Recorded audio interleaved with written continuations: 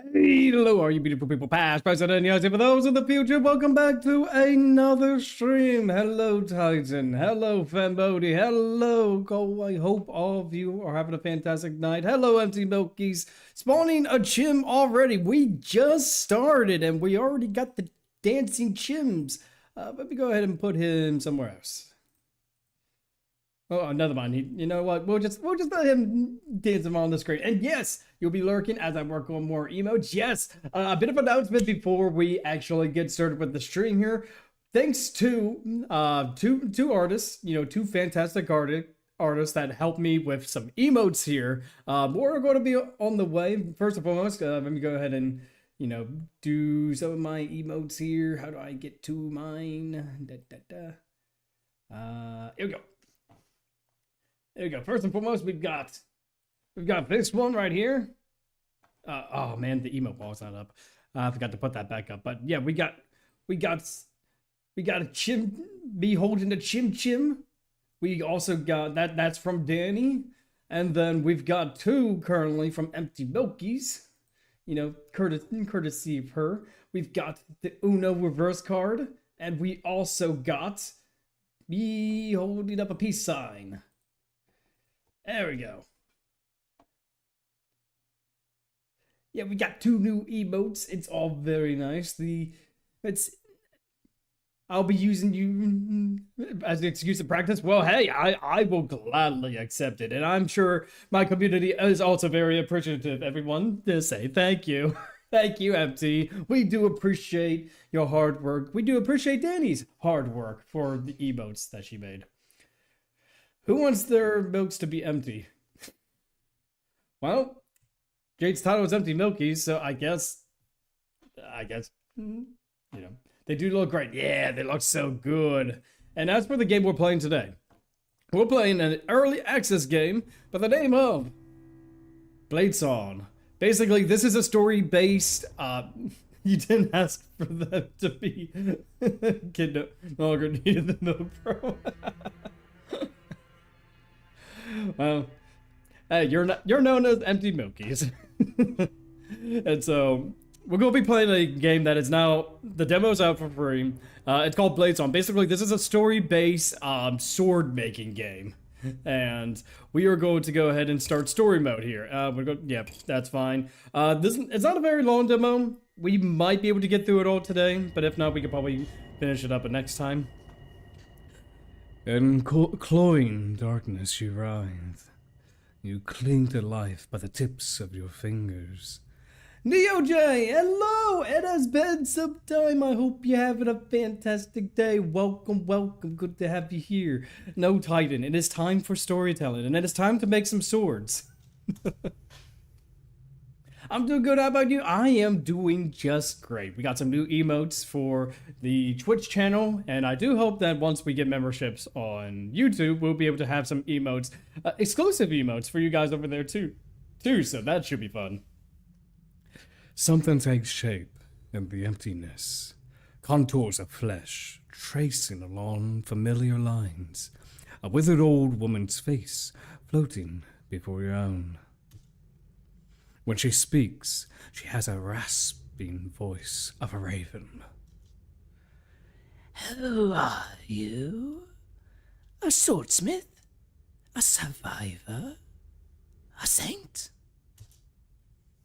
Am I a dying man? Am I a dying woman? Or I'm just a dying soul? Well, I am a dying man.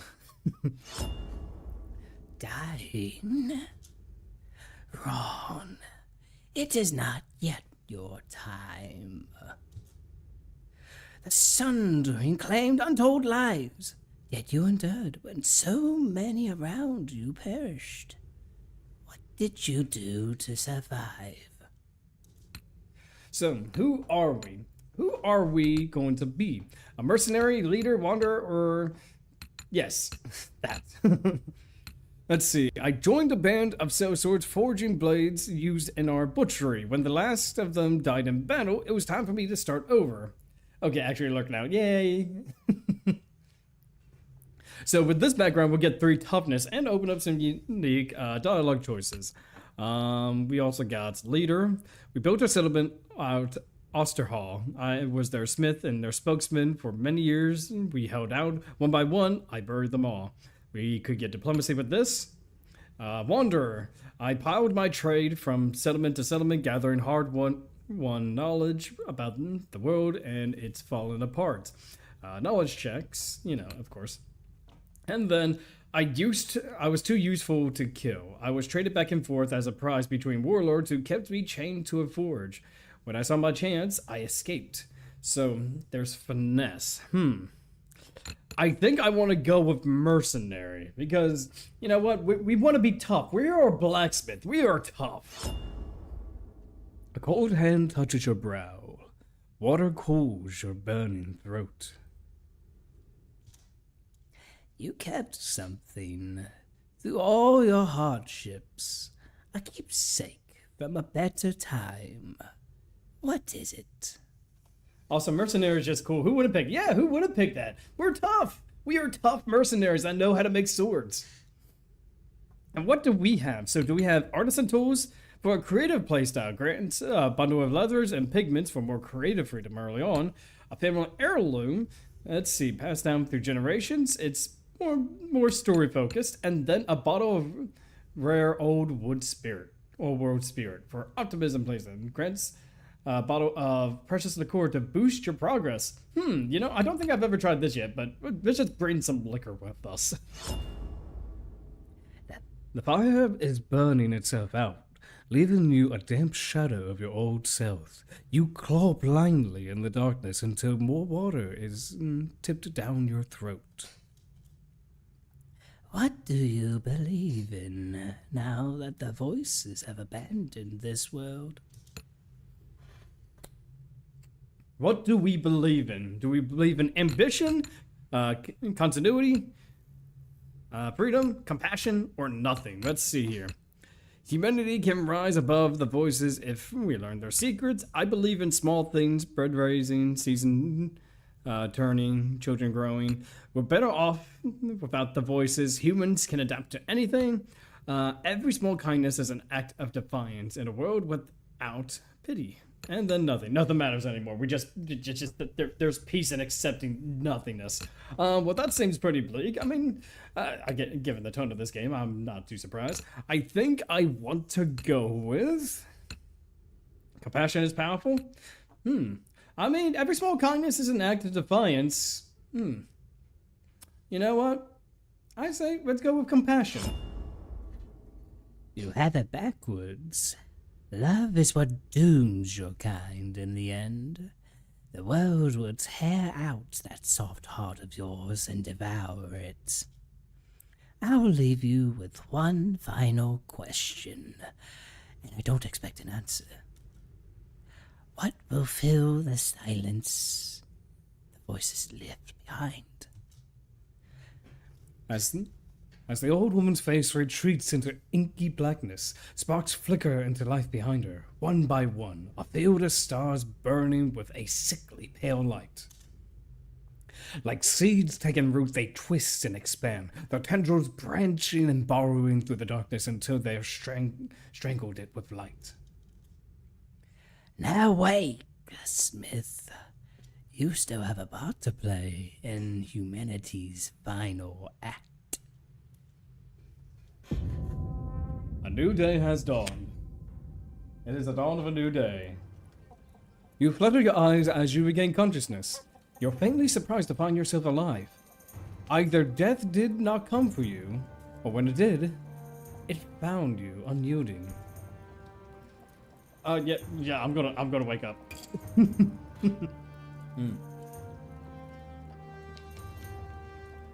Okay. You sit up, gasping, sweat-drenched. The fever has broken. Okay, what do I remember? A lifetime being thrown from one battle to another, watching your comrades cut down in their prime, withered from a full company of a handful of shadows.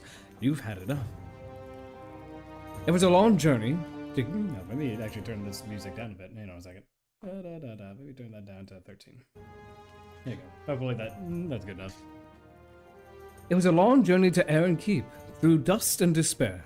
Your last memories are sliding from your dying horse. Your numb legs tracking furrows in the mud as someone dragged you to a shelter. But who? Outside the tent is a crude field forge, complete with an anvil. Did you crawl here in a daze, or did your mysterious caretaker bring you here? Either way, the anvil gives you a feeling of home. Alright, let's get our bearings. You are in a tent. There's no sign of your caretaker apart from a half-empty water pail and a damp cloth on your brow. You peek out from the tent flap, squinting against the sunlight. Outside, as far as the eye can see, stretches a chaotic sprawl of tents and shelters, churned mud and shallow graves. Most of your rations are gone. Your horse has already... well, I can't even read. Your horse was already dying when the fever took you. The body is nowhere to be seen. By now, it's likely soup. You're on your own. Assess the field forge's condition. It seems to have been abandoned for some time, lacking anyone with the skill to work it. But it won't require much effort to get it running again, should you need to make a living out here. Hopefully, it won't come to that. First, you should head to the gates and try to secure entry to Aaron Keep. That's why you came here, after all. Yay! The short tutorial. Alright. Welcome to the camp, Swordsmith. People will come to you with commissions. You can choose which commission to take on. Commissions refresh daily. Alright, let's go ahead and take that. Okay, so... Owen. When you accept a commission, you prepare a billet for your sword. Preparing a billet costs an action point. Action points are replenished daily. Preparing this billet also costs steel. Your first customer is a gaunt man in a tattered cloak. He approaches you, noticing this anvil outside your tent. You're a blacksmith. Can you make me a sword? I've got the coin for it. Just make sure it's good and long. I don't like my enemies to be in hugging distance, if you get my meaning. Alright. And let's go ahead and forge his weapon. Rotate the camera with the right mouse button. Yay! Move the camera with the middle mouse button. Well, okay, here we go. Yeah, my scroll wheel is kind of broken, so zoom in and out with the mouse wheel. There we go. Alright, use the tutorial flag to revisit any information you've already missed. Alright, there we go. Customers have different requirements which your sword must fulfill. The top left panel shows your progress towards the commission requirements. Hover the cursor. Okay, so we need blade length. Okay, so our length requirement is between 35 and 58%. Overall length of the blade, measured from base to point. Alright, let's go ahead and do this. Change length. Alright, here we go. This is the fun part. Here we go. Let's turn this around. There we go. Boom, boom, boom, boom, boom, boom, boom, boom, boom. There we go. What do you think, guys? Would this be a long enough sword, or should we, should we make this sword longer? Because we have to be within 38 and 58%. What do you guys think while I'm, working on this? In order to make larger changes on your blade, you can build up strength with heavy hits. When the hammer is at the highest point, the longer your chain, the more hits your power makes. So, there we go. Now that the blade length requirement is met, flatten the blade. Click the plus button. Alright. Thickness. Feel free to use light or heavy hits as you see fit. Hold shift for even lighter hits. Okay. 1, 2, 3, 4, 5. There we go. Alright, that so far is looking pretty good. Looking pretty nice. Let's make the blade wider. Okay. Change the width. Alright, let's see here. How wide does the game want me to make it? There we go. Hammer at at the point of the sword. Usually customers won't accept a sword without a point. What? What are you talking about? This is a fine looking sword. I mean, look at this thing. It's practically ready to use already. Now, sure, it might get uncomfortable holding the sword, but look at this. It's a square sword. I mean, look, if Dark Souls can have square swords work, why couldn't we, you know? Just saying. There we go. We got to add a point, though. 1, 2, 3, 4, 5. There we go. Alright, we got a point on the sword now. Alright, let's go ahead and get the cross section. This ability has 2 steps. First, you need to give the blade a sharp edge. Watch the cross section display on the top right to get a better understanding of what's changing. The sword might be uncomfortable to hold. Hold my beer. The sword might be uncomfortable to hold, but it should do you good, right? All right. Let's see. So we gotta. All right.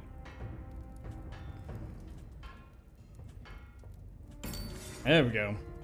See, as you can see up here, guys, like that's the cross section right now. The edge is now sharp, and you can further adjust the cross section. Keep hammering until it becomes a diamond shape. Okay. There we go. Nice. Great. Click the blade hilt. Okay. Alright. Now, in hilt mode, you can access a library of sword parts to complete your sword. Select the guard from your library. Okay, guys, we got 3 different guards. I'm gonna let you decide, since it seems like it's giving us the choice here.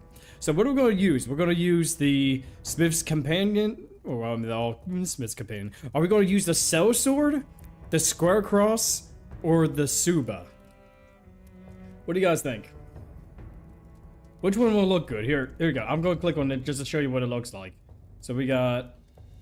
There we go. Let me just scroll over here. So we got this. Or... We got this one here. Or should we go with a round? What do you guys think?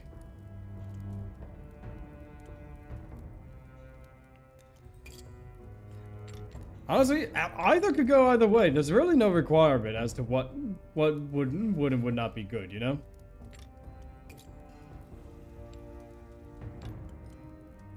I mean, it seems like, from the looks of this, it seems like there's also a cost to certain things. Like, if I were to... Like, we don't really have access to these yet, because I guess the game's going to tell us here very soon. But...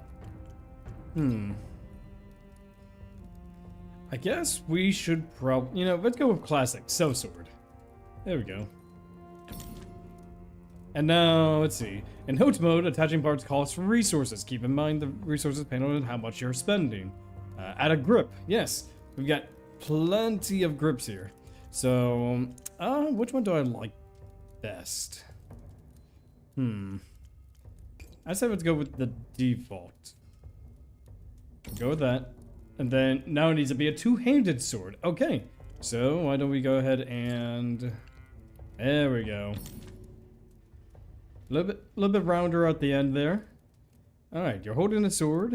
Okay, now... When holding a sword part, you could cycle through them with Q or E. Nice.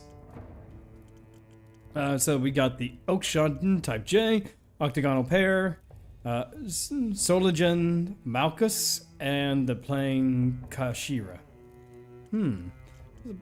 Kashira. Kinda don't like that. What about...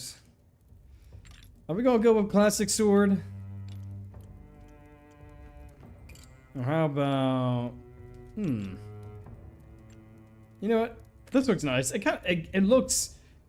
This looks like a decent sword. This looks like a very fine first sword.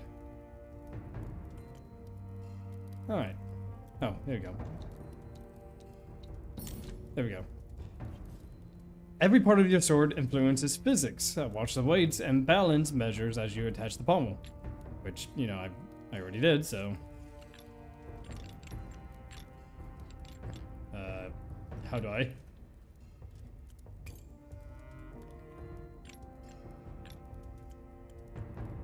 Well, that's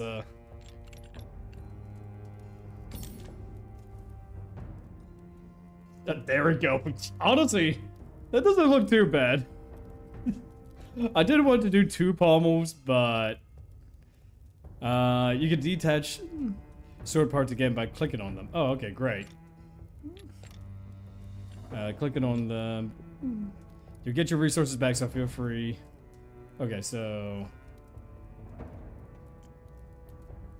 Alright, there we go. We got the resources back, great. Now we don't have to waste resources with that. Blade history shows all the abilities that have been used on the blade. You could use it to revisit abilities or edit or delete them. The number next to the appealed ability shows its intensity. Editing abilities has no cost. Feel free to experiment. Yeah, there we go. Alright, let's go ahead and flip this. And then to flip the hammering, then hammer the narrow blade. Or to narrow the blade. Okay. There we go. Look at that sword. That is a nice looking 2-handed sword. I gotta say, that's a pretty decent looking sword. The man takes a sword and jabs it at his shadow experimentally. A slow grin crosses his face. This will do the trick. Thank you, Smith. Here's your payment. Yeah, I'll accept it. Congratulations on finishing your first sword. Another customer awaits. Another customer!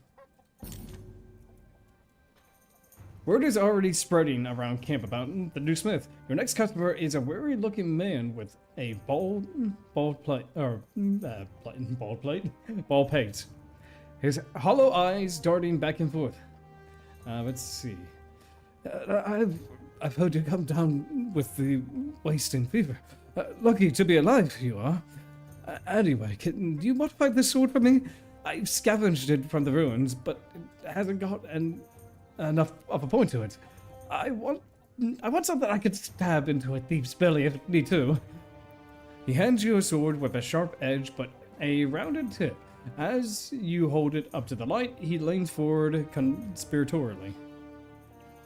I've only had this blade for 30 days, and I people's jealous eyes upon it. If they come forward in the night, I want to be able to give them a sharp stab.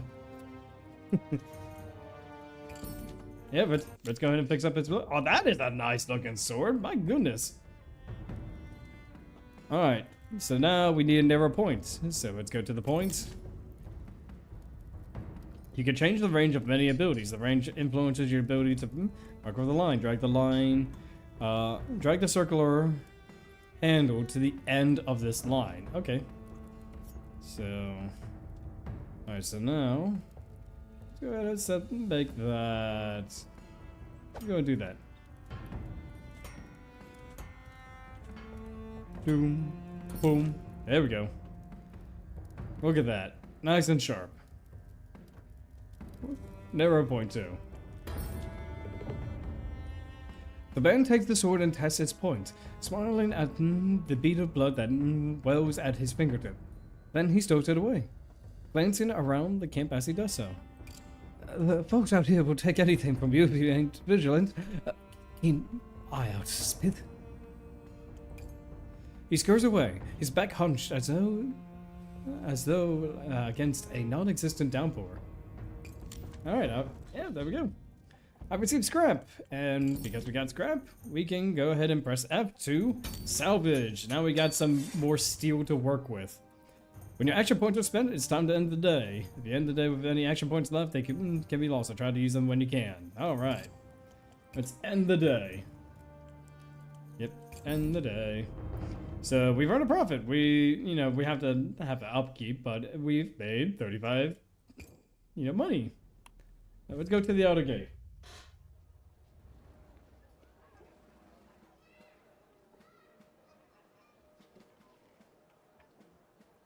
Passage into Aaron Keep is barred by a colossal gate, taller than a ship's mast. It was built to withstand enemy armies, but since the Masked King's ascension, it mainly keeps out the desperate masses seeking his protection. Let's examine the barrier. Magical barrier. Oh, okay. It's only visible in half-light of dawn, or when it pours with rain. A faint shimmer that rises from the walls captures Aaron Keep in a vast dome. I failed. Its origins are shrouded in mystery, but the Masked King is somehow the key to its power. The barrier is why so many travel so far to camp outside its walls. This is the reason you've come here. Braving countless dangers, this barrier keeps the dangers of the wastelands at bay. Let's approach the gate. As you approach, the portcullis rises to emit a caravan, and chaos breaks out. The crowd swells like a rising tide. Refugees push forward, begging for entry, and the guards batter them back with their shields. The merchant wagons barrel through, their drivers using horsewhips to lash stragglers out of the way. Let's try to sneak through the wagons. You don't get far before a guard stabs you. Stabs you by the shoulder and flings you down with a trail of blood. Not on my watch. He gazes down at you like a fisherman disappointed with his catch. I want to enter the keep. New citizen? Or got yourself a worker's permit? No, I don't. Then get out of here, applicant, and stop wasting my time. Applicant is the euphemism the guards use to refer to the desperate hordes camping at their gates. It has a nicer ring, you suppose, than refugee. I have useful excuse. I'm a blacksmith. Every applicant who comes here begging is a doctor or master glassmaker or a damned alchemist. You think I was born yesterday? If you're Smith, prove it.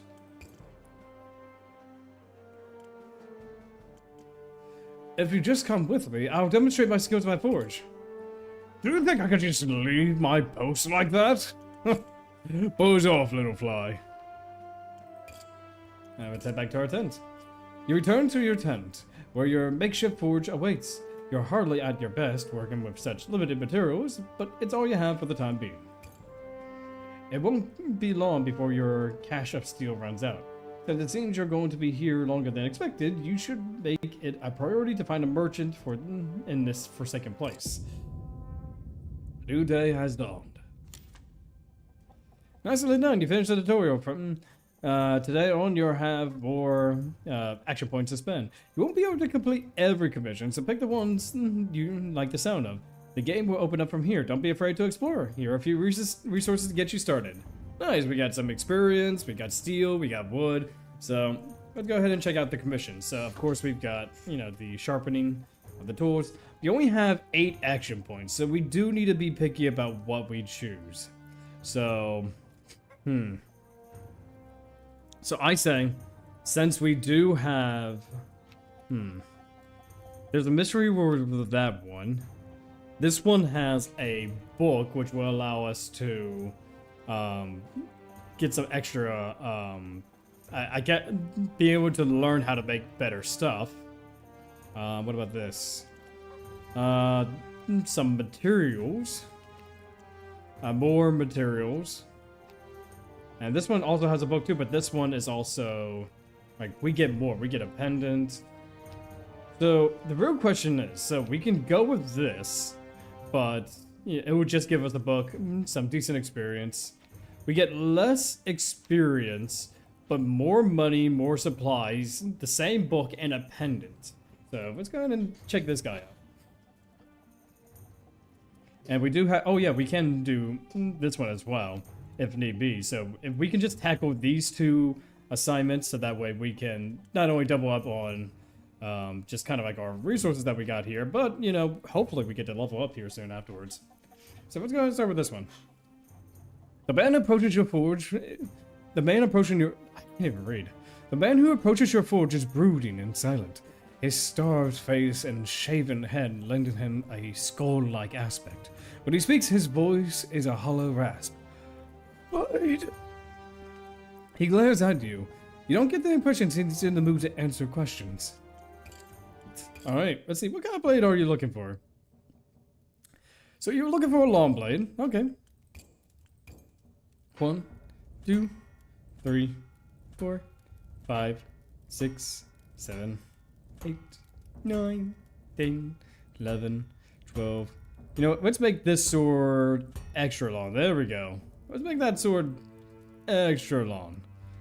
Alright, and now we need to go ahead and get the width. Or the thickness, as it were. So, 1. Oh, wait, no, I missed. Ding, ding. There we go. I think that has the right thickness. So, we need to focus on the blade length, the impact of how, you know, strong the sword is, and we need a lot of wood for this particular sword. So, we could probably make the hilt and everything wooden. It needs to be two-handed with a narrow point. Okay. So, let's change the width. Alright. Honestly, we could probably keep it at that width. At least for now. Let's get to the point. There you go. So, it needs to be a narrow point. There we go. Got narrow points. Alright. Now, cross-section. Alright. There we go.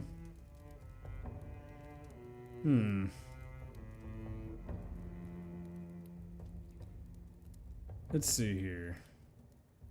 Let's go back to... What do you think, guys? Maybe just... I mean, I think it's plenty sharp, I would say. Yeah. Well, it's not sharp, but it is blunt. So let's go ahead and just... Oh. Oh, I did the wrong one. I need to go back to the cross section. Okay.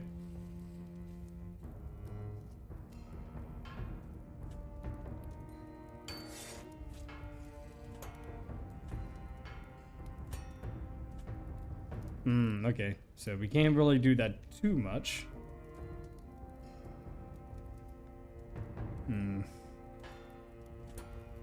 There we go.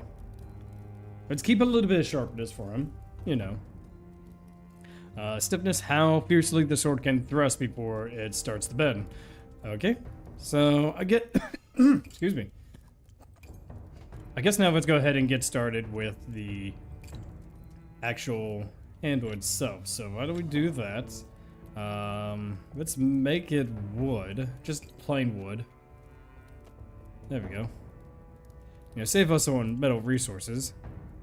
Alright, now let's go ahead and do... It needs to be two-handed, so let's go ahead and...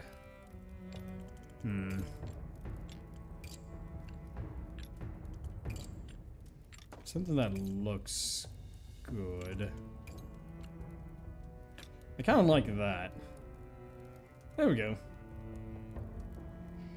And then we just need a pommel. Let's go ahead and get a... Let's go ahead and get a simple one here. There we go. What do you think, guys? I mean, wooden handle is... Yeah, I probably would not choose a full wooden handle, but for what it's worth, I think it looks good. Look at this. That's a pretty nice looking blade. And we got all the requirements. The blade length is fine. The impact is great.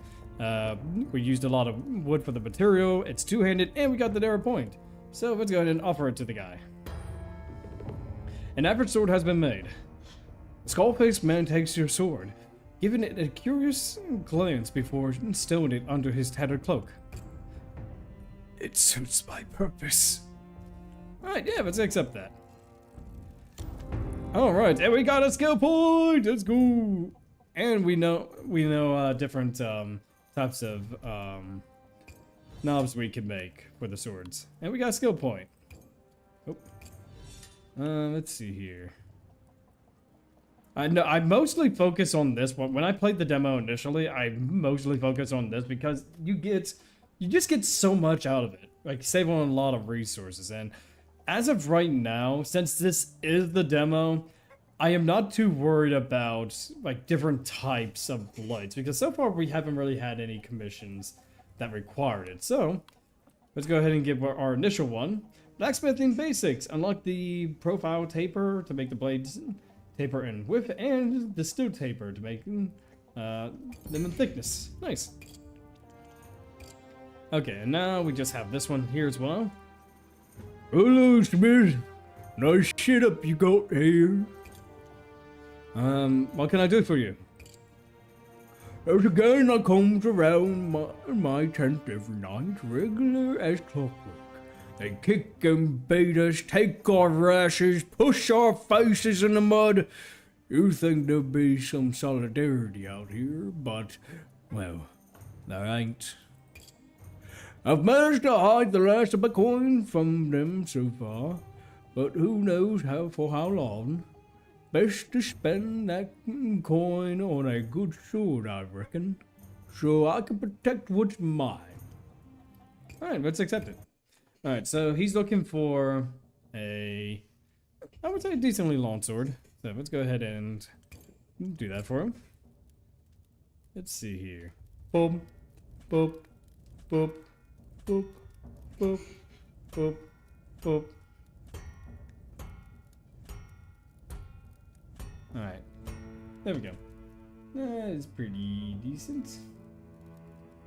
Okay, so now we require Smith's companion, you know, so just pretty much like whatever we got. It needs to be one-handed and it needs to be a broad point. Okay, so let's go ahead and change the thickness of the blade. Ding. There we go, that should be fine. Impact is pretty good. Very good mobility. Okay. Width.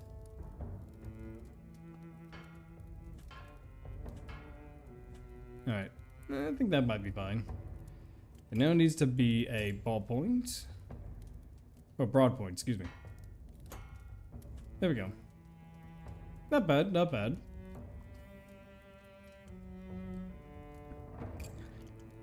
Let's see here. Taper the blade, making it more narrow to the point.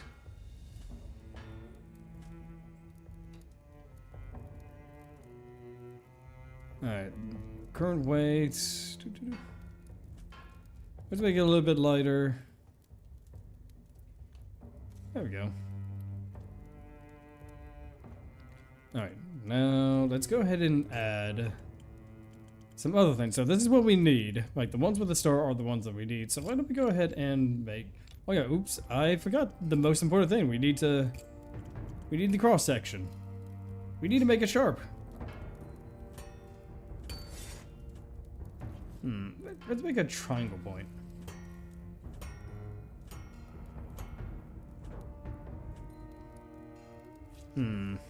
No?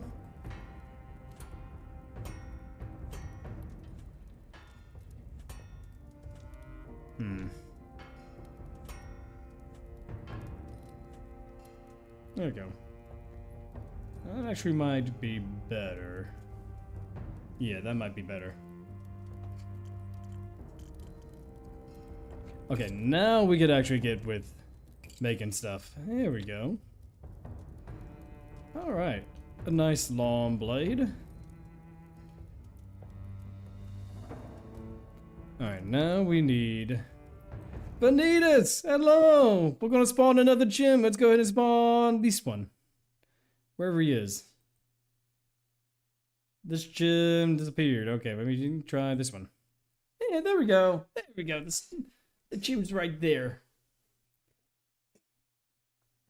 Good evening, Vanitas. I hope you're having a good day. Welcome, welcome. We're just making swords. We're taking commissions. We're making some swords for some fictional people here.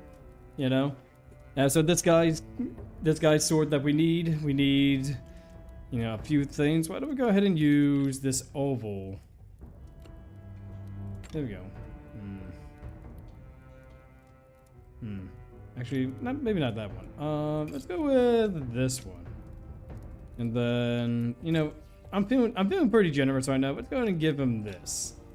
There we go. Would you look at that beauty of a blade? It is amazing. Just utterly amazing. Oh yeah, that's right. We also need it to be a broad point. So let me go back to the cross section. Here we go. Okay. There we go. Just one ding. One ding would do. There we go. That is a beauty of a blade. And we got all the requirements, so let's go ahead and offer it. Every sword has been made. The applicant stands a little straighter as he tests the weight of the blade. I'm having okay they just came up with D&D stuff. It's actually ironic I can homebrew like a bad genius, but never actually played. Honestly, hey, I feel that. Like, I can't really say, like, how easy it is to join a community that also plays D&D, because I have a lot of friends, especially, you know, some that are listening right now that I play with D&D, like, constantly, that I've known for years. It's just a matter of knowing the right people who would be interested in wanting to play. If you have, like, friends in your own personal circle that might want to give it a go and just kind of go with that. It's perfect. You shall see the blunt, rusted daggers as bullies waving around. This will put some fear on them. Thank you, Smith. My kids will get to keep their food tonight. Yeah. Off topic, I finally decided to buy and play with RPG Maker MC. I've been fun with it so far. The downside is I'm very scared of what I've made. Hey, that is awesome, dude. I've also played around with RPG Maker MZ. Like, there's just so much you can do with it. And while I'm not the best at, like, the scripting or even just kind of like the scene order, yeah, I don't know what the actual technical terms is. It is fun to play around with. And who knows? You probably create something special with enough hard work. And I'm all out action points, and we got plenty of stuff. We did get this amulet, or a pendant, a trinket with modest worth. Someone once treasured this babble, so we can probably sell that later on. But let's end the day. Alright. And now, we've already at the outer gate, so I can't do too much there. So, let's go to the camp.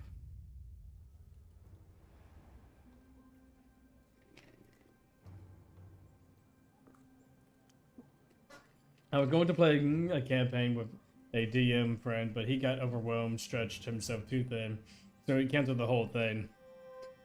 Man, that honestly, I'm sorry that happened, bud. Like, when being a DM is hard, especially if you're doing long-term games. My recommendation, like, if your friend wanted to try it again, he could just start with just some one-shot stuff. You know, just maybe get some modules, you know, just take a look through it. Just create one-shot adventures. There are plenty of material out there that he could pull from, or anyone who wants to pick up DM space. Are there alpacas in this game? If there are Titan, they would be eaten. That straight up, they would be eaten. Because there's not much food in this place. Outside the walls of Iron Keep, desperate souls gather in makeshift tents, pleading for entry. I'm going to introduce myself to my neighbors. The tents near you are mostly occupied by unfriendly, suspicious folk. They spit on the ground when you approach and ward you off with threatening gestures. There is one exception, however, a young woman who actually smiles as you approach, though her eyes are haunted and hollow set. Glad you see you're feeling better. You were on death's door for a while there. I'm sorry, have we met? Well, no, you weren't actually conscious. He said the day of the game, he said the day of the game to introduce mine and other person's character. He said he... Okay, Vanish, you might need to give me more context on it. So on the day of the game, you introduce your characters and then he just called it quits? That kind of seemed... It sounded like he didn't even try. One of the reasons why I'm scared right now is because I decided to make a class that is literally just built around basic attack command. The name, which I decided to get this class, I'm gonna butcher this name. The Basique class. Basique is French for basic. Makes sense. This class will allow you to wield every single weapon in the game. Only downside is that you can't learn any skills because when you know attack, you do so much raw damage, it won't matter. I kind of like that. It does remind me of, like, I've been recently playing Claire Obscure here as of late, and they do have like some features that allow you to get extra attacks with basic attacks or extra damage with it. Maybe bonus effects like breaking an enemy's posture. You know, honestly, that could work. I actually do like that idea for a class. I dragged you to safety after you fell off your horse. Thank you for that. No problem. The old woman did most of the work nursing you back to health. I checked in now and then, but she told me you were still recovering. Where is she anyway? Haven't seen her in days. She was gone by the time I woke up. I have no idea who she is. Or was. Huh. Strange. I assumed she was a relative of yours. Must have been the kind-hearted soul. Just a kind-hearted soul. Count your blessings. There are not many of those around this camp. Aye. Nice to see a friendly face around here. And good to meet you too. Name's Shev, short for Shavana, or Shavena. But only my mother calls me that, and she's been dead for 10 years. She's painfully thin and covered in grime, much like everyone else in camp. She's the first person you've seen smile, though. What do you imagine goes on in Aaron Keep? I'm starting to forget what civilization used to look like.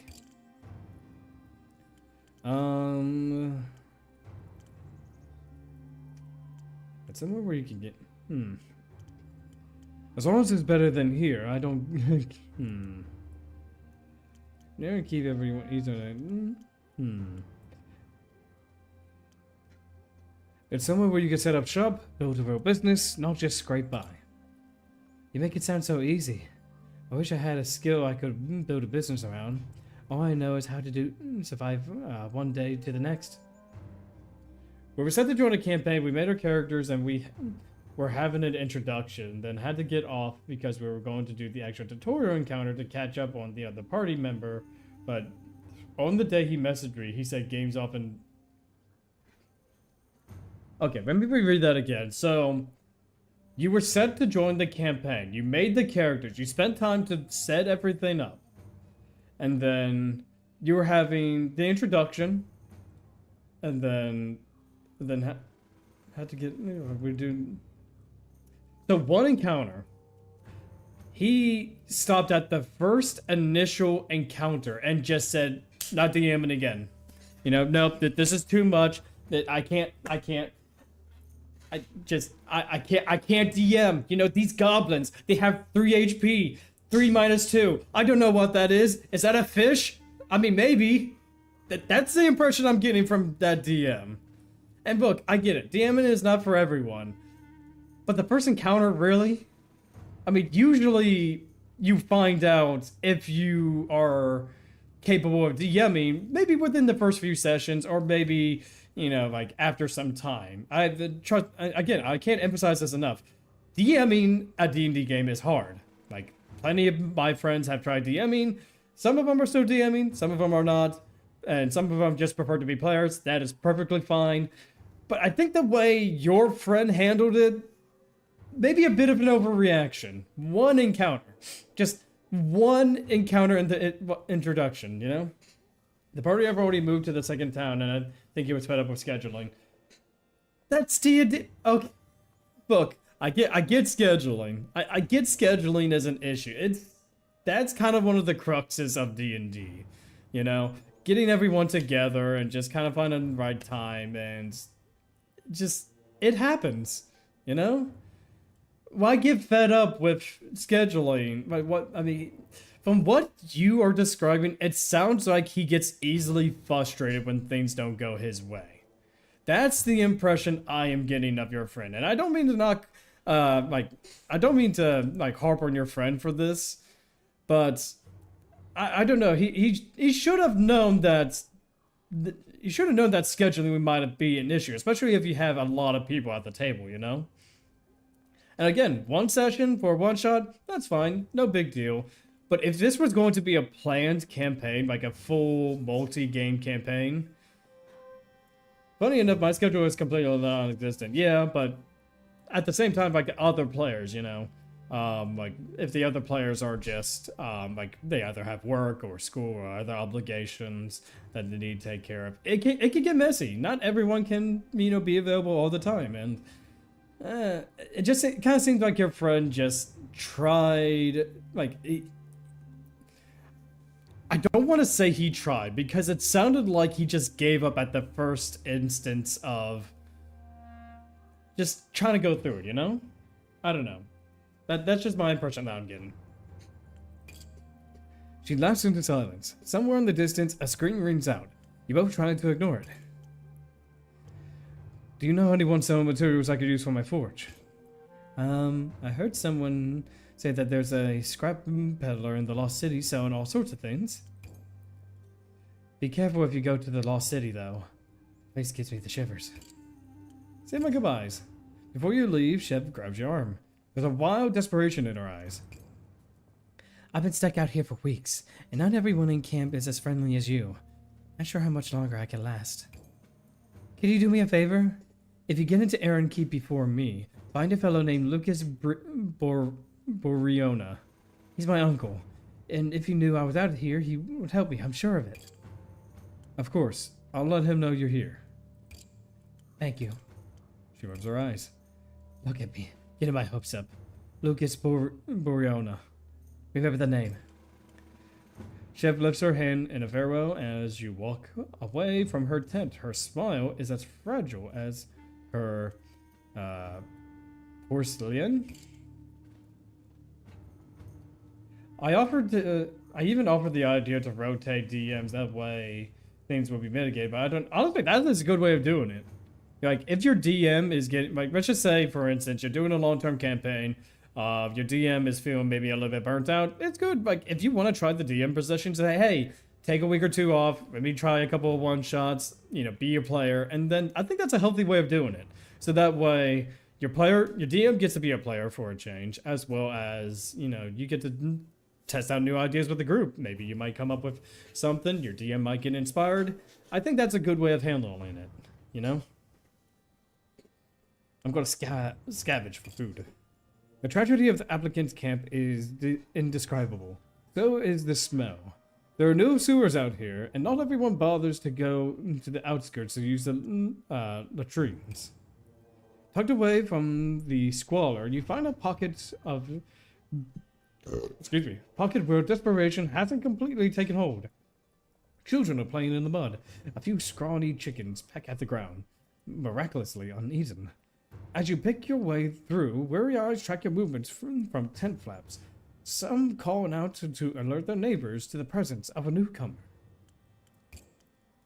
At the center of this little commune, you find a family crouched around a huge cooking pot, simmering with meats and scrounged vegetables. A little girl tosses a handful of wild herbs into a stew. Your mouth waters. I'm going to approach him. A father and mother, a gaggle of children, and a grandmother with a face that looked like an ancient apple. Even a dog, rolling its back in the dirt, tongue wagging. They're rough-looking sort, filthy and gaunt, but you're not exactly presentable yourself these days. As you get closer, the man twitches aside his cloak to reveal a heavy wooden club. His wife's hand darts to a dagger in her belt. The dog snarls, hackles raised. They all look carefully at you, awaiting your next move. Give me your food, don't make me ask twice. No, we're not, no, let's introduce ourselves. Hi, I'm Claude Gaston. Oh, there, stranger. Name's Barramundo. This is my wife, Terrain. And her ma, Gita. I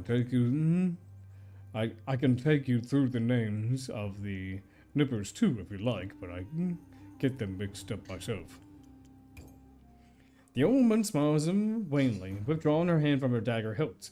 The old woman just nods, her expression lost in a mass of wrinkles. The children clutter behind their father, peeping at you and giggling. Said nope, I'm gonna... Okay, yeah, I'm gonna have to get to this comment here in a bit. bit because we do have an ad coming up. So go ahead and get yourself a snack and a nice little drink. And we'll be right back after these messages.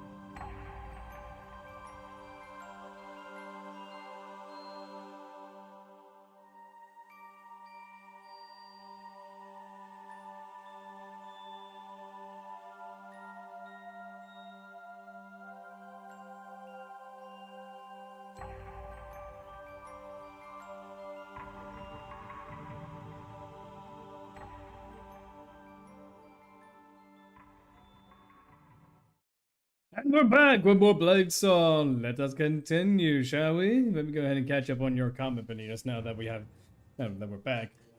Said nope. I'm trying to set up a game over Discord. My roommate gave me 2 rule sets for anime TTRPGs, and I bought the official rule book for Borderlands D&D, or rather, Bunkers and Badasses. Okay, so let me see if I can understand this. So your DM set up a game with you and I assume like a couple other friends. Played one game, said nope, I don't like D&D. Let me go ahead and play anime D&D. Let me go ahead and play Borderlands D&D. I think that's kind of messed up. Like, you set things up with one group, and then you tell your group, hey, I'm not having fun with this D&D. I want anime D&D, you know? I want to set up an anime D&D game, which is fine, but you don't set up one game then be like, yeah, I changed my mind. Let's go with this system. That's kind of bad. Anyway, let's continue, shall we? And this month's name is Chlodo. Chlodo. He's a good boy. Keeps the vultures away. With the word vultures, Bennett's expression darkens. Chlodo sneezes disdainfully. Vultures? Aye, human vultures. He doesn't elaborate further, but his shoulders stiffen. What's in the pot? It smells incredible. It always smells good because, from the looks of you, you haven't eaten a proper meal in weeks. Come on, pull up a rock, grab a bowl. It's a hugely generous gesture. Meat out here is a precious gold, and this man has children to feed. You know what? I'm gonna join him. He's being nice enough. It's hot and thick and rich with meat. It is the best thing you've ever tasted. For the first time in weeks, the hunger in your belly ceases its howling. Where did you get all this food? You've seen those big merchant caravans that come trudging through the camp every day? A box of rations fell off the back of one of those. That's some luck, ain't it? It just fell off of its own accord, did it? Most fortunate, eh? He gives you a theatrical wink. One of the children giggles and hugs his leg. How long have you been out here, Bennett? Almost 2 months now. Every day I beg the gods to let us through, but they're not interested in the likes of us. They offered us a trade, though. They'll take our nippers in and keep them safe. If Trian and I work ourselves to death in their mines, but then who will look after old Gita, eh? What do you think of that, Gita? The old woman bobs her head, smiling vacantly into the crackling fire. She gives no other sign of having heard you. You should take that offer, Bennett. It's the only chance you've got. There's always hope, and that's what I say. How many other families have you met in this camp who has kept everyone together and alive in this cursed age? The Monders are a different breed. We'll find a way into the keep, and we won't need to sell out old Gita to do it. Pleasure to meet you, Bennett. I'll see you later.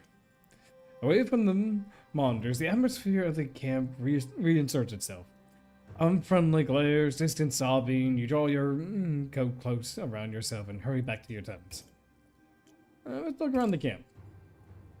The camp is an appalling spectacle, an ocean of mud and flies, with gaunt men and women scraping a living amid the filth. Not far from your tents, recent rains have swept away the soil of a mass grave, exposing glints of yellow bone. Only the rats are well fed out here. Let's return to the tent. You climb into your bedroll, enjoying a rare feeling of a full belly. You offer silent thanks to Bennett and and his clan before sleep steals you away. A new day has dawned. A few hours past midnight, you're woken by a soft, silken hiss. A blade slices through the fabric of your tent. The fabric falls away to reveal a pair of gleaming eyes, a crescent of yellow teeth, a gaunt figure with a knife in his hand. He steps carefully into your tent, apparently thinking you are asleep. Behind him are dim shapes of other men. Each night, you bury your tools and your coin in a new location. There's not much in the tent that they can steal, but they don't look like the types that would be happy if they don't find anything worthwhile. Don't take one more step. The man freezes, his grin widening. Oh yeah? Is here? Might be easier this way. Hand over your coins, food, or anything you got. His companions enter the tent behind him. 3 more men, all rail thin and desperate. The leader takes a menacing step closer. I've got nothing worth stealing. Nice try. We know you're a blacksmith. You got money somewhere. He nods to his companions, who begin rummaging through your meager possessions. But they don't have any luck. Your coin and tools are buried beyond their reach. Where's your stuff? Tell us, or I'll cut your throat. Ooh, we got 50-50 chance of being tough. Stop waving that toothpick in my face. You think you can scare me, you scrawny runt? Of course we fail. Thief laughs, waving his dagger in your face. Try me, Smith. Doesn't matter how tough you are when you got a knife in your guts. I swear I have nothing else. The thief strikes you against the face with the back of his hand, hard enough to rattle your skull. Liar! I ain't stupid. You've buried it, haven't you?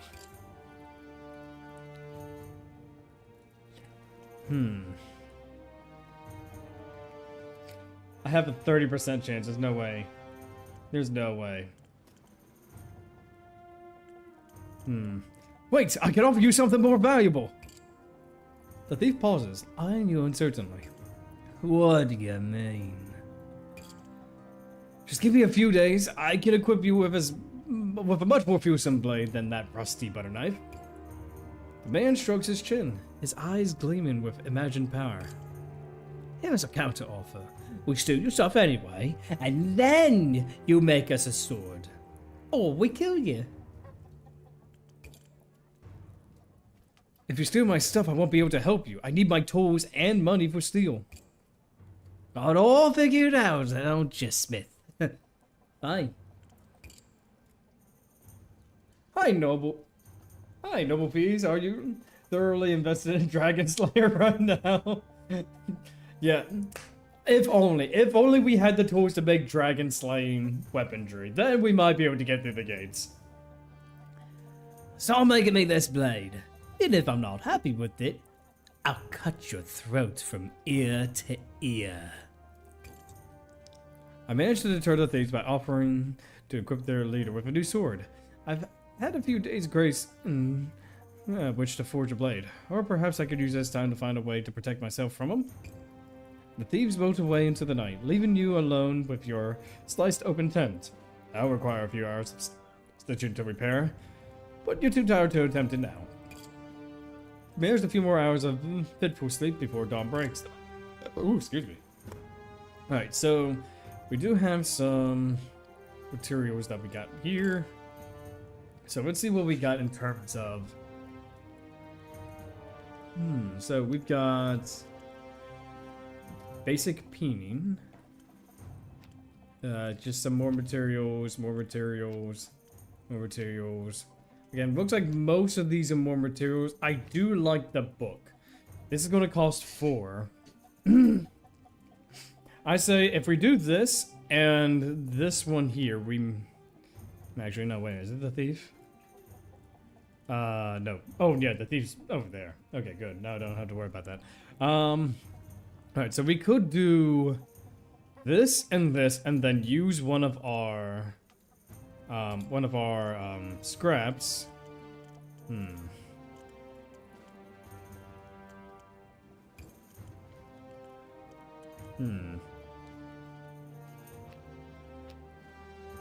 Yeah, if we do this first, we'll be able to get some iron, or excuse me, steel. So that way we could use that to make the next weapon. So, a lank-haired woman sidles up to you, her fingers plucking nervously at her shabby coat. I don't know if. Oh, hang on. That's the thief. Oh, okay. I don't know if you heard about these accusations flying around. People losing their things and pointing fingers at innocent folk. Honestly, if you ask me, they're just careless. She hesitates, running her tongue over her upper lip. I just need something for protection, you understand. With everyone so worked up for their missing valuables, which I know nothing about, well, a girl needs to feel safe. Are you under suspicion? Sorry, I got a call, so I didn't hear your response. Oh, yeah. So as I was saying about your response, the fact that it just seems rather ridiculous that your DM, at least from, if I'm understanding this correctly, your DM set up a game of D&D. He played one game of D&D. And the first encounter, he said, nope, we're not doing D&D anymore. I want to play an anime TTRPG, you know? Just kind of out of the blue. Why didn't the DM just say, hey, D&D's not my thing, but can we try this anime TTRPG? Or can we try Bunkers and Badasses? Instead of wasting the player's time by setting up a D&D game and then saying, oh no, I don't want to do that anymore. Let's play this instead. Like, the sheer lack of respect for the player's time after setting up a character just for him to say, nope, let's play something else.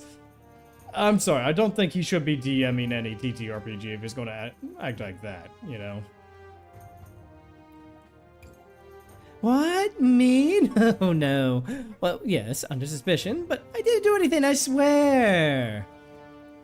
Honestly, the way people out here react to a few loaves of bread missing from their tent, it's hardly worse than murder, right? There's no need to get worked up about it. What do you need? Nothing fancy, just quick to draw, easy to hide. I know, right? He's actually helped me make my character before. Yeah, that's the thing. He spent time helping you build a D&D character. He wasted your time. He wasted the other player's time just to turn around and say, "Oh, I want to have a D&D not D&D anime game." If he wanted anime, he should have just said, "Hey, Dungeons & Dragons, that's my thing. Can we try this anime TTRPG?" That way, you can make the character with that system. You get to play in that anime world or whatever, you know, he has going on. It's just, like, it's just messed up, dude. I'm so sorry you had to go through that. There are much better DMs out there. Alright, let's go ahead and make this sword. We need to make this a bit on the short side.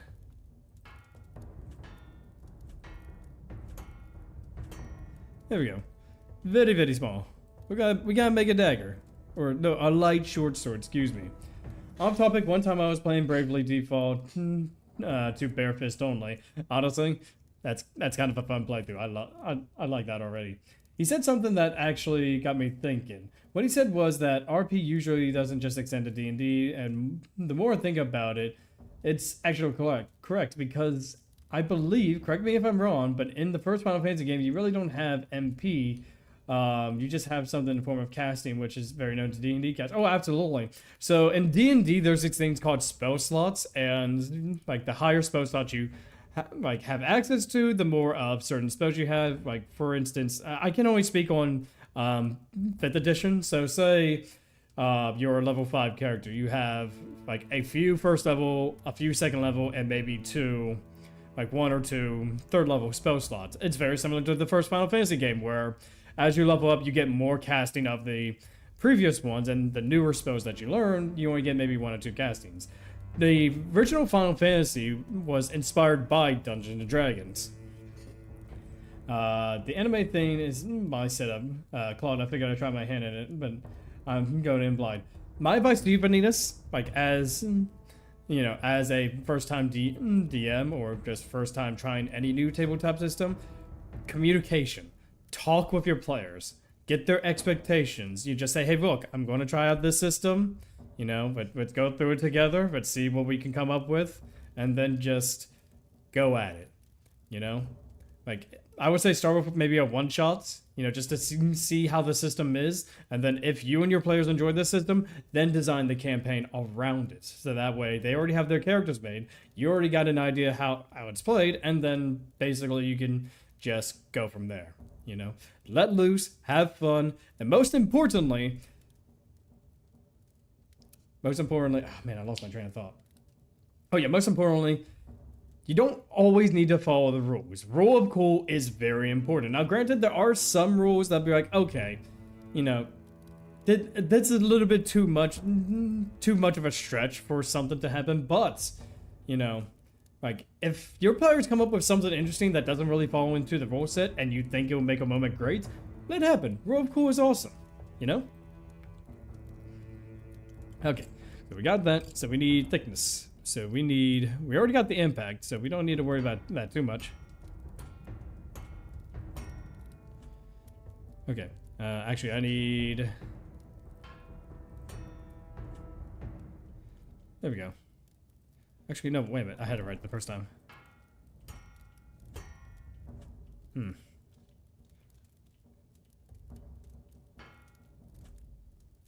There we go. There you go. Alright, we got speed, we got mobility. And now let's go ahead and get the width. Let me see here. Yeah, it's... There you go. Just a little thin. Nothing too much. Now we need the point. So he needs a broad point. Okay. Now we need to...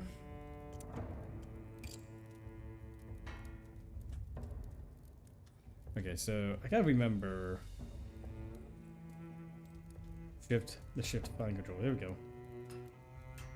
There we go. A little bit fine. There we go. And now it needs to be one-handed. Okay. But first we need to go and do the cross section.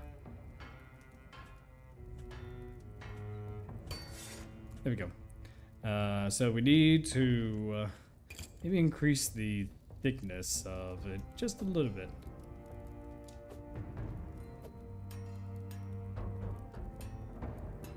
There we go. Look at that. Alright. Not a bad light sword. Not a bad sword, I would say. Thanks for the advice. I'm having trouble deciding on which rule set, and I've got the two anime ones and the Borderlands B&B, and only downside is that one is a secondary leveling system.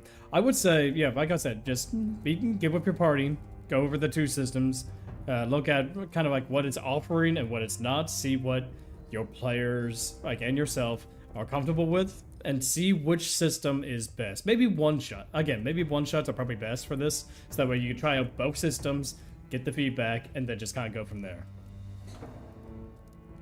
You know what? I'm gonna go ahead and...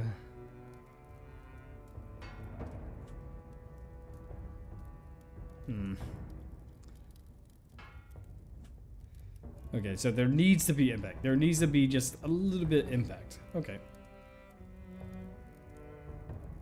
Alright, so now it needs to be one-handed, so let's go ahead and get that. Let's go ahead and do this. No, how about this? How about...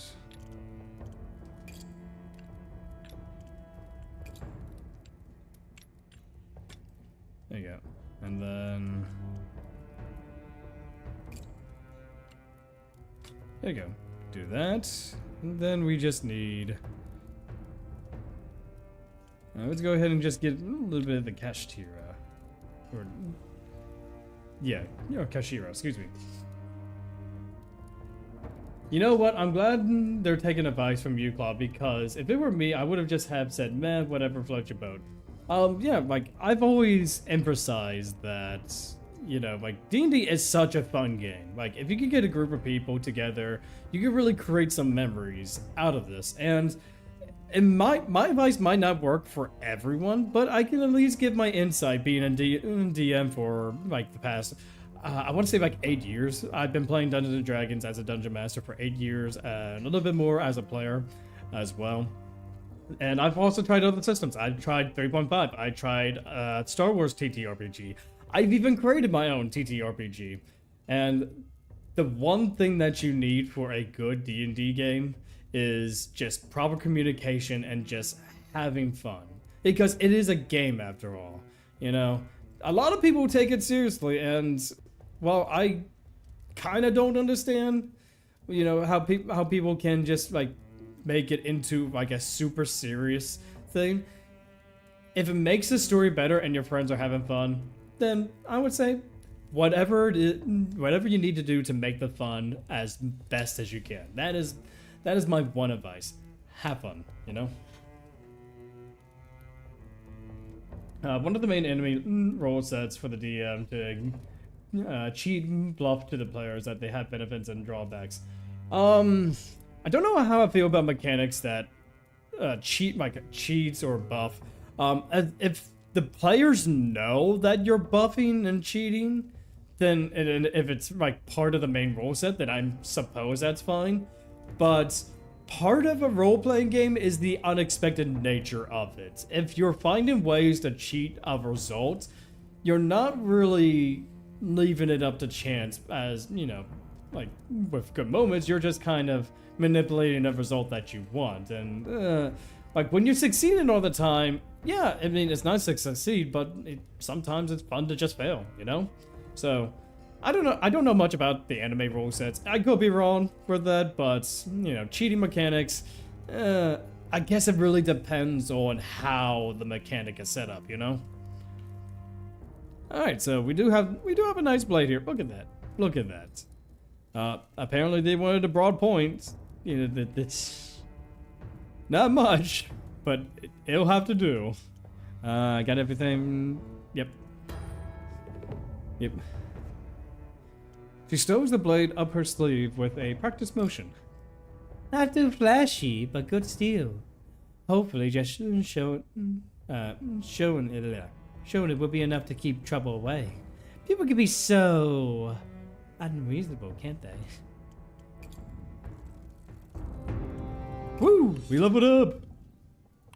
Oh yeah, we're level 3. I didn't even notice I had a... Oh, wait a minute, no, never mind. Increases your action points by 2. Yes, we're doing that. We got 2 more action points to work with, which is great. You know, for a total of 10. So now, let's go ahead and... there's a lot of scrap here. So I do want this extra book. You know, basic peening. And then... A young man paces restlessly near your anvil, his eyes fixed on the horizon. He wears a pack on his back and chews a long straw of grass. I can't stay here any longer, Smith. Wasting away, begging for scraps, watching people turn into animals. This ain't living. He gestured towards the wasteland stretching beyond the camp. Out there's where real opportunities are. Old ruins, abandoned settlements, treasures from before the collapse. The crows, they eat well.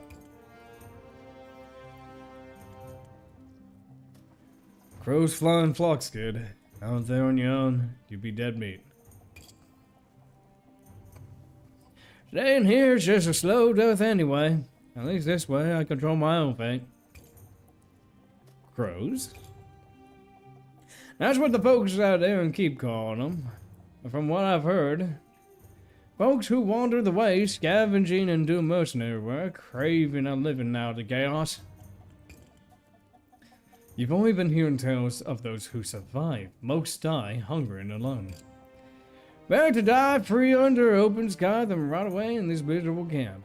At least out there, a man's got a chance to make his own fortune. Where are you going?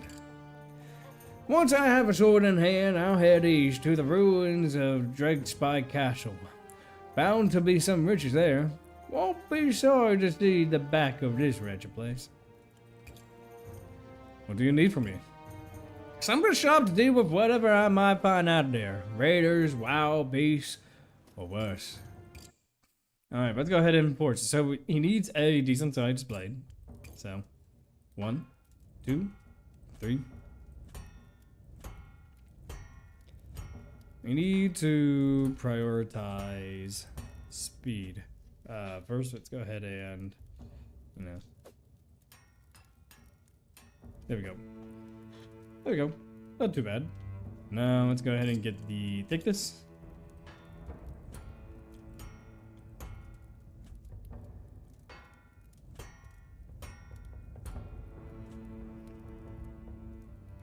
Okay, so how swiftly a blade can be swung, or let's see, highest speed highest when the sword is light and has little mass near the point. Okay, so we could definitely do that. Let's go ahead and get the width. Let's see if we can.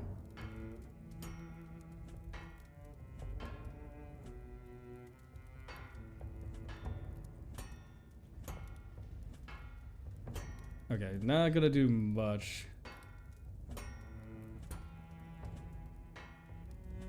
Honestly, kind of looks like an S stock already, but all right. So there needs to be very little weight. Okay. First, let's go ahead and get the cross section. There we go. Would you look at that? The effects aren't really game-breaking. One of the effects allows the players with it to return to the beginning and start from scratch and beat their end, and each ability has a one-time use. Okay, yeah. As long as abilities like that are just like 1, maybe 2-time uses, I think it'll be fine. You know, again, as long as the players understand, like it's part of the game. Like, the cheating mechanics are part of the game instead of, you know, this secretive thing. Okay. So let's go ahead and get that point. There we go. Honestly, I think I'll make it an S stock with this, or a rapier. Okay, so it needs to be one-handed, and we need leather for this. Okay, so go ahead and get that. Okay, we're gonna go ahead and do this kind of hilt.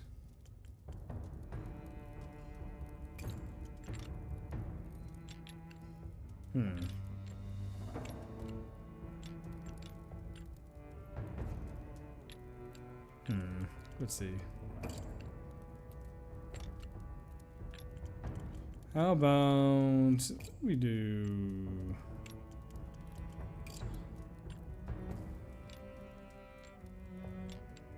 There we go. Do that. And let's go ahead and do that. And it needs to be leather. We need 2 things that would be...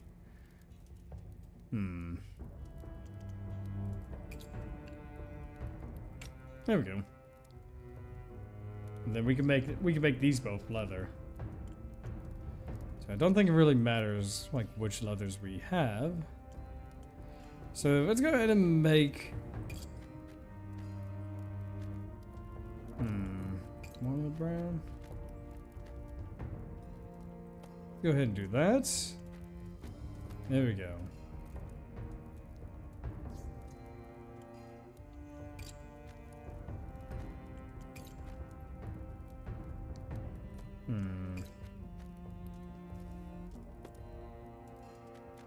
No, steel. There we go. I kind of like that. What do you guys think? A nice thin blade. Nice. Alright, I think we got everything, so... He hefts the blade, testing its balance with a few experimental swings. A splendid blade. He sheaths the sword and shoulders his pack, looking out over the camp with his smoke wisp and swollen faces and coughs of echoes. Wish me luck. Good luck out there, Crow. Mark my words, if I strike it rich, I'll come back and buy us both passage into Aaron Keep. He walks off at the camp's edge, his new sword swaying at his hips. You watch as the wasteland swallows in dust. Yeah. Nice. Alright, we got 3 left. I don't think there's much I can do. Yeah, it's just... Yeah, there's the sword sharpening. Which we can do. Let's go ahead and just do sword sharpening for this. A woman shuffles forward, her eyes red-rimmed and haunted. She has a sword in her hands that is clearly seeing years of neglect. My husband passed away a few days ago. This was his blade. I told him it needs maintenance, but he insisted it was fine. What do you think, Smith? Yeah, this blade clearly needs some work. I thought so. Can you fix it for me?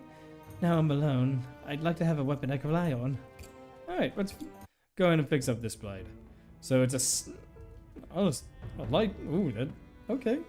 So it needs to be sharp, so we need the cross section.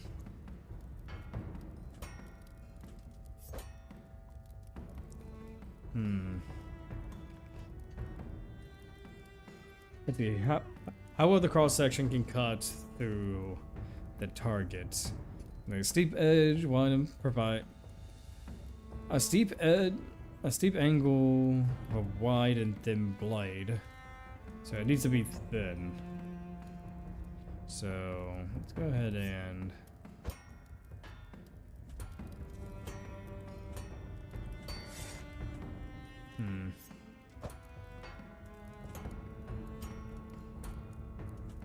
actually, hang on a second.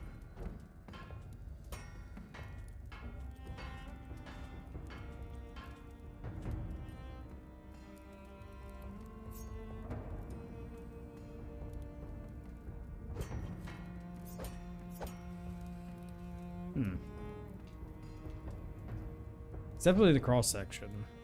Sharpness.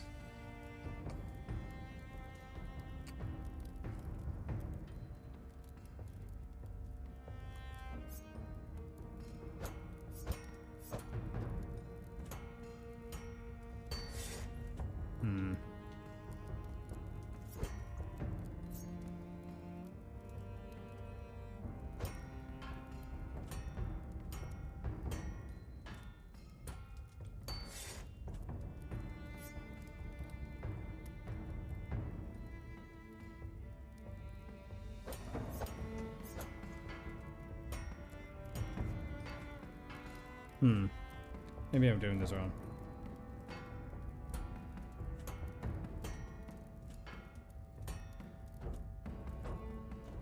Definitely doing something wrong. Steep edge of a wide and thin blade.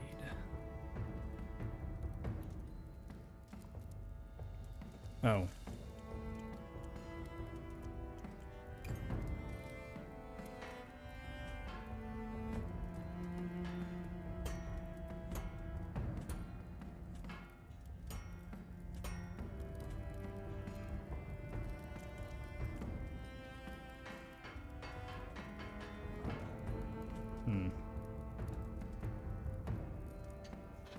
Maybe I'm thinking about this all wrong.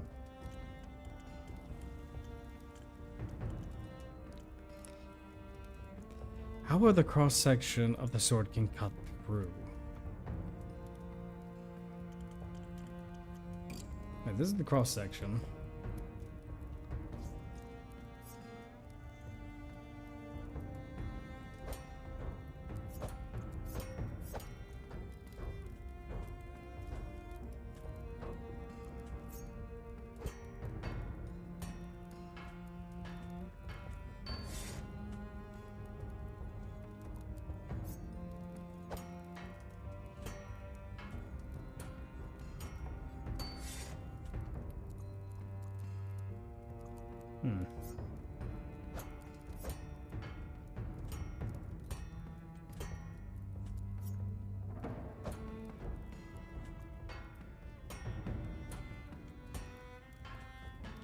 I know I'm kind of doing this wrong, but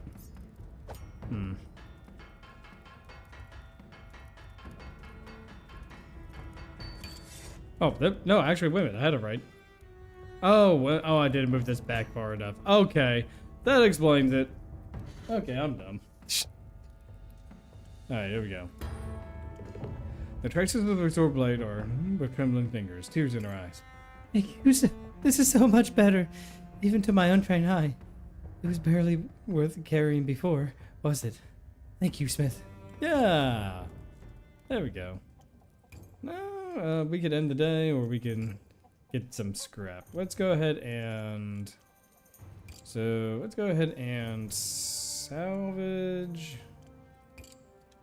this. 8 wood, which is great. And then... Okay, so we got 28 wood. We still need... Yeah, let's go ahead and end the day. Let's go to the Lost City, because we definitely need supplies.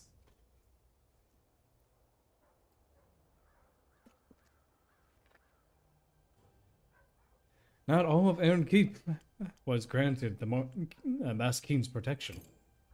In centuries past, the city spilled beyond its ancient walls. Now, the barrier, which traces of the wall's course, has left these outer areas to the mercy of the wastes. Nicknamed the Lost City, these crumbling districts have been picked over by countless looters, but rumors persist that there is worthwhile treasure to be found amongst the rubble. Of course, you got the peddler. As night draws closer, the shadows in the Lost City come alive. Hidden eyes watch from high places. You scurry through the ruins, feeling as small and vulnerable as an insect. Fortunately, the scrap peddler is easy to find. I can't even read. He warms his hands over a blazing fire in an empty market square, accompanied by a sad-looking mule pulling a cart full of junk. He is an off-putting sight. Most of his face is bandaged, but the exposed areas are a mess of festering sores and flaking skin. You dread to think what the bandages are hiding. Not contagious! Not contagious! The peddler points at himself as he shouts. One yellow eye peers madly at you through the galls. What kind of malady afflicts you? Not contagious, I swear is it? He doesn't seem to fully understand your question. Taking a look at him, his disease looks like either leprosy or a terrible skin condition. By the way, it's best not to get close. I have many things. I find them in the dark places. I sell to you. How did you find all this stuff? The dark places call to me. I find forgotten things there. He points vaguely downward. The mule retches as though ready to expire. Don't take this the wrong way, but I'm surprised no one has killed you and stolen your goods. I'm good at hiding. If found, I cough and splutter and pretend to be contagious. The bad men run a mile.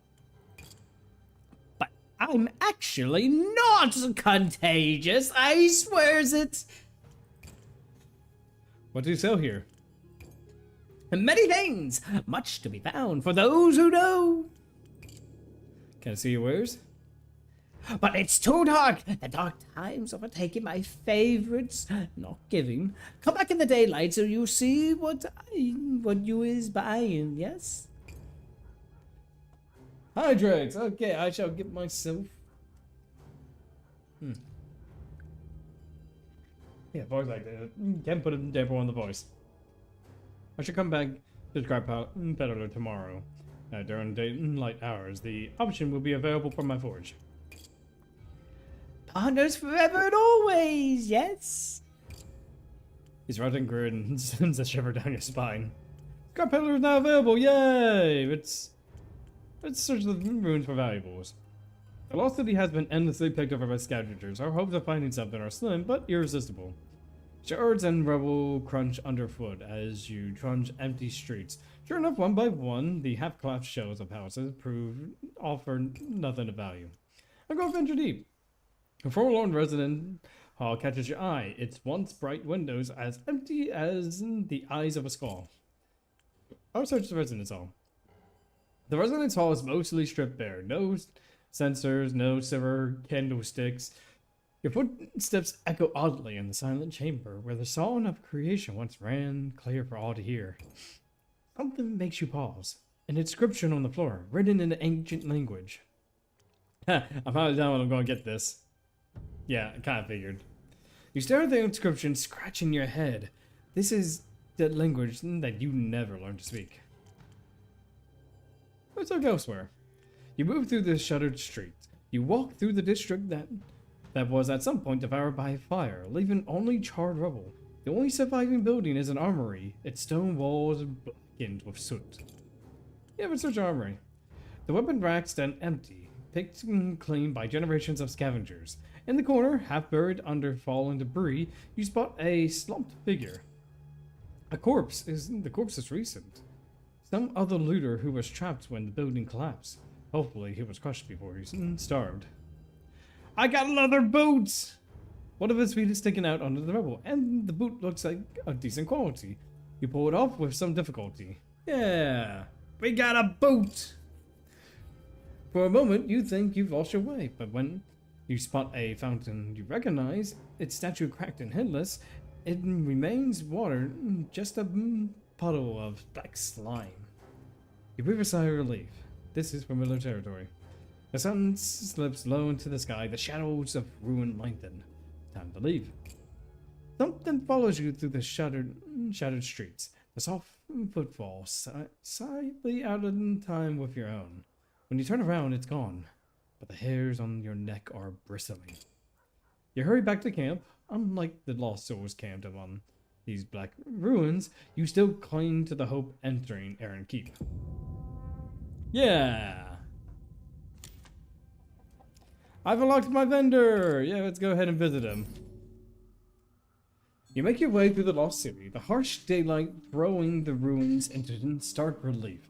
The sound of your footsteps echo eerily into the crumbling silence. At last, you reach the Scrap Peddler Square, a rubble-strewn market plaza reclaimed by weeds. The peddler perks up at your approach. His one visible yellow eye widens with excitement, with prospects of a customer. I saved the prettiest trinkets for you, yes? Surveyor's wares. Alright, let's see what we got. So, we could sell the boot. We could definitely sell the boot for some leather, but you know what? I'm gonna sell that for some gold. I do want these books here. Not sure if you'll be able to. Let's see. Actually, I don't even know if that's even worth anything, but Alright. I do want each of these books, but you know what? I'm gonna sell these 2 wheels. I'm gonna get more eventually, but I do want all this. There we go. Scrap Peddler dances excitedly, his bandaged hands fluttering over his collection. The mule reaches pitiably. Big goodbye. You nod to the peddler. You're friends of me. Tell them I'm not contagious, not at all. Alright. So we got some wood. We need steel. That's the important thing. So let's see our prospects. That's gold. Mystery gift. That costs 8. That requires exactly... So if we take this job, we'll have 2 left over.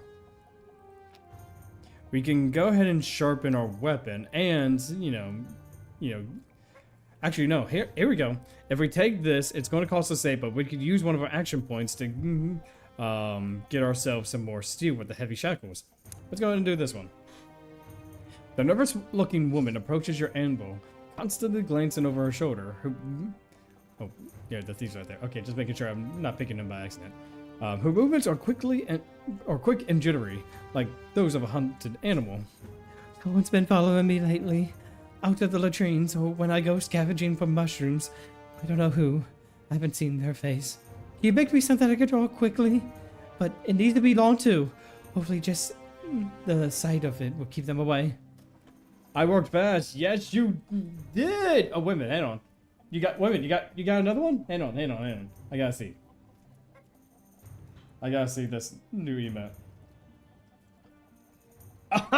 Honestly, this fits with this stream. Hang on. I'm gonna save this photo. I'm gonna show it for everyone here. Honestly, and considering the stream we're doing right now, I think this really does fit what we're going for here. Hang on a second. Okay, I need a image, knife.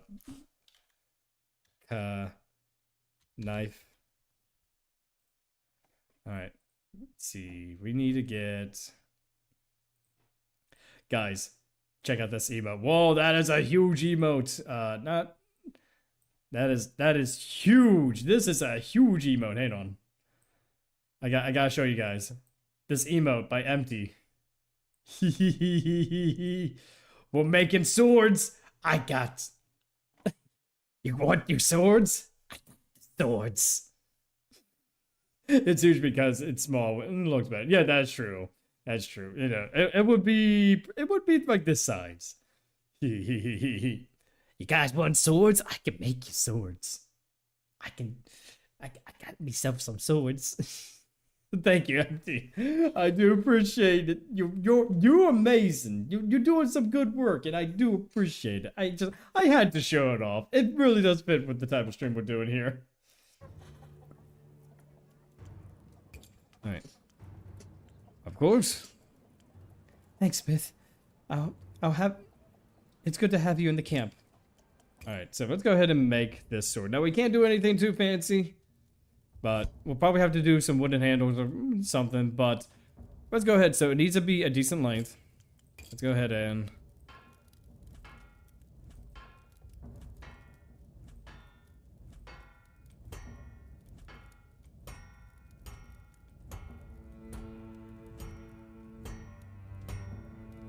There we go. Decent length. So it needs to be lighter. So let's get the thickness.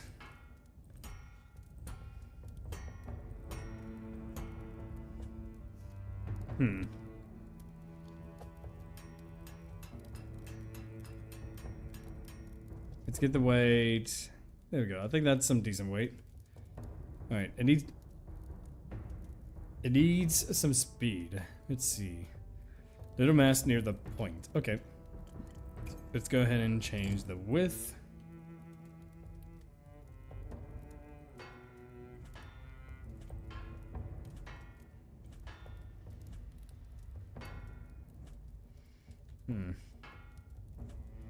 There you go.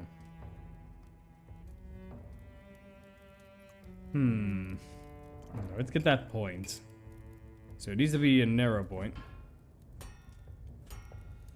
There you go, narrow point.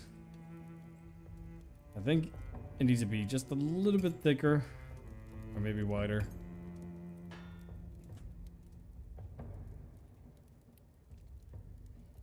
Alright, let's get the cross section.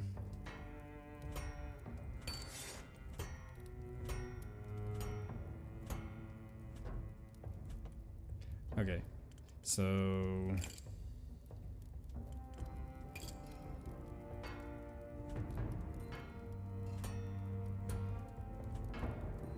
Alright, it needs just the right impact, but we need the speed. And we need to distribute the weight a little bit better.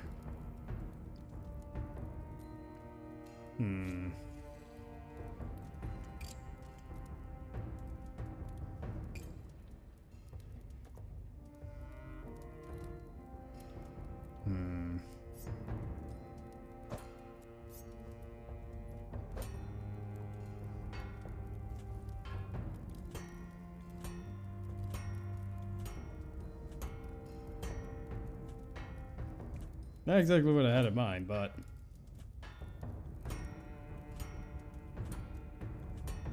Alright, so we got the speed. Not... this turned into a funky looking sword, but let's go ahead and change the width. If it's gonna be that.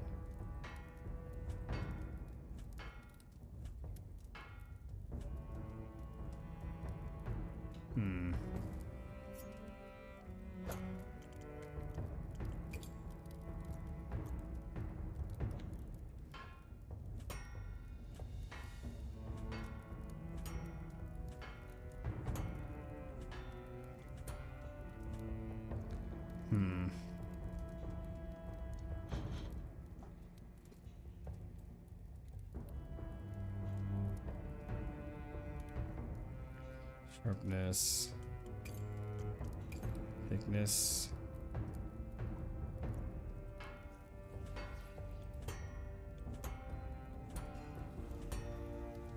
There we go.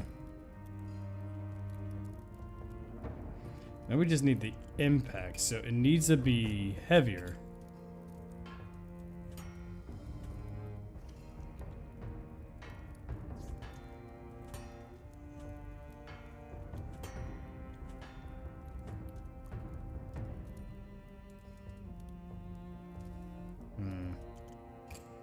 Wider, perhaps? Alright, let's go ahead and snooze this for now while we try to figure this out.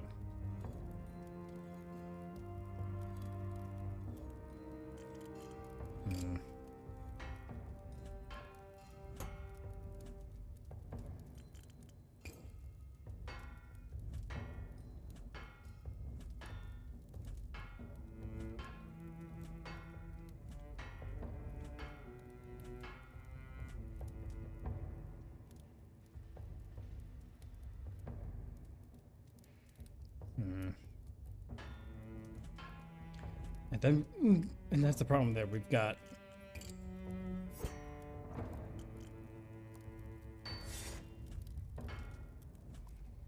the narrow point, but okay, next emote would be a second. I was really so honestly. Hey, you're doing a great job, and I do appreciate it. It's hey, they're all looking really good. They all looking very nice. Let's see, taper width, maybe.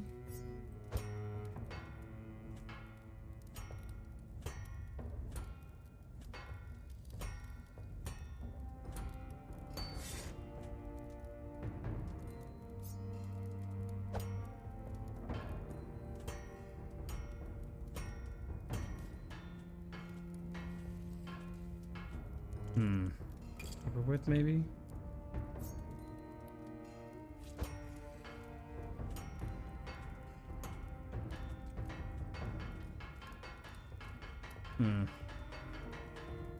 Okay, taper width just ends up being that. Taper thickness, though.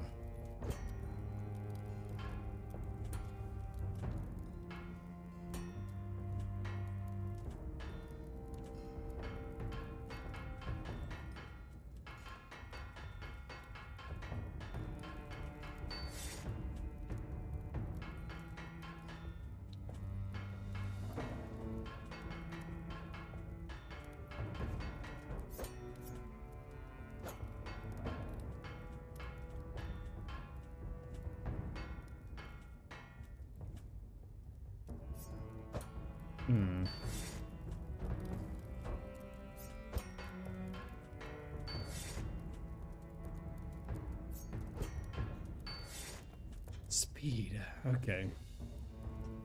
The sword is light and there's little mass near the point. Okay, hang on. Why don't we try to get the handle then? Not enough resources. Don't worry. We're gonna make these out of wood.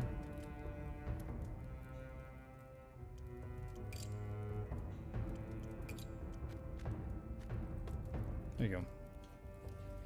Make this out of wood. Same with the handle.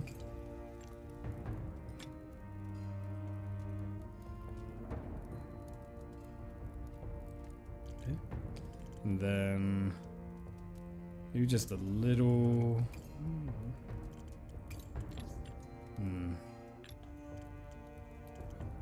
If I could just do impact mobility. Don't have enough resources. We're gonna make this wood as well. Not gonna be fancy, but oh man, just a little bit. We just need a little bit more. A little bit more. Okay.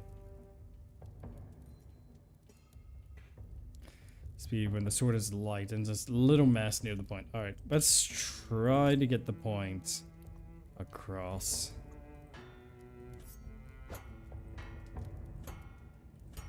There we go. Look at this. Again, it's not the most effective sword. I mean, I fear that, you know, hey, the wooden handle, it's not the best. You know, the handle is not the best, but at least this sword, this.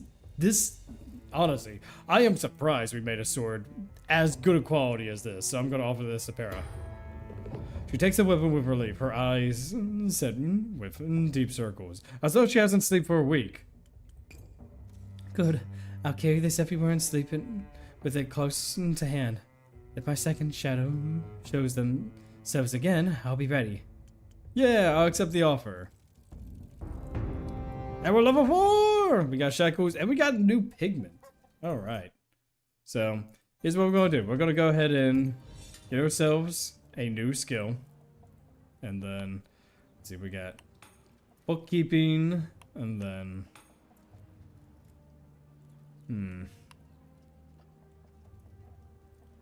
I do like salvaging. So, let's go ahead and do this. Give us a discount on resources, and our diplomacy just gets increased a little bit more. So, alright friends, this is where we're going to go ahead and end the night. But before we do, let me go ahead and send you Twitch guys over somewhere else. Let me see, what are we in the mood for? What are we in the mood for tonight?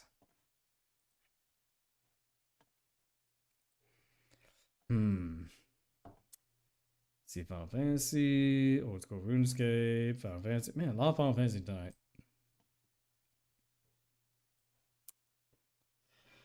I'd say, why don't we go ahead and raid? Is there anyone else playing Bladesong? You know. Aside from myself? Nope. No one else is playing this game aside from myself. Okay. I have this list that I have here. Who do I want to send you guys to? You know what? Let's go ahead and send you over to Cuddly Clover. They're playing Final Fantasy IX. And I've never played Final Fantasy IX, but I hope you guys, you know, enjoy Final Fantasy IX. So, here's what I want you to do. If you have a favorite emote, go ahead and spam your favorite emote for this raid. And if you want to go ahead and follow, that would be great. If you want to subscribe, that's even better. You can also head to our Discord, which I'll go ahead and provide here. You'll be notified as when we go live. You'll be able to partake in a small community that we're building up. You participate in polls, meet with some nice people. I'm also a .hack YouTuber. I do .hack topics for .hack people, and yes, we do variety streams. And so, friends, this is where we're going to go ahead and call it a night. I hope all of you stay classy, stay beautiful, but most importantly, have yourselves a wonderful time over at Cuddly Clover. And for those over at YouTube, have a good night.